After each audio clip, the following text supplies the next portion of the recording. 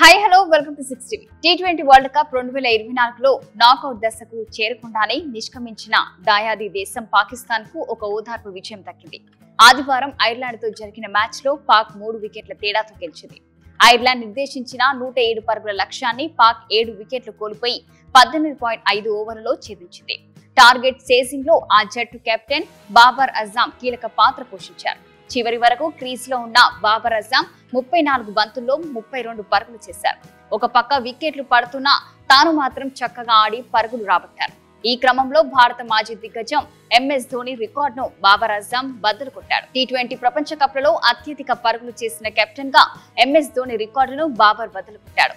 Ireland పై 32 పరుగులతో T20 world కప్లలో Babur 17 మ్యాచ్లలో మొత్తం పరుగులు 549కి పెరిగాయి. ఇక 29 మ్యాచ్లు ఆడి 529 పరుగులు చేసి ఇంతకాలం తొలి స్థానంలో ఉన్న ధోనిని అతడు అధిగమించాడు. న్యూజిలాండ్ దిగ్గజం కేన్ విలియమ్సన్ మొత్తం 19 మ్యాచ్లు ఆడి 527 పరుగులు సాధించి ఈ జాబితాలో 3వ స్థానంలో ఉన్నాడు. T20 వరల్డ్ కప్ లలో అత్యధిక పరుగులు చేసిన కెప్టెన్ విల్లే. బాబర్ అజం వచ్చేసి 17 మ్యాచ్లలో 549 చేశారు.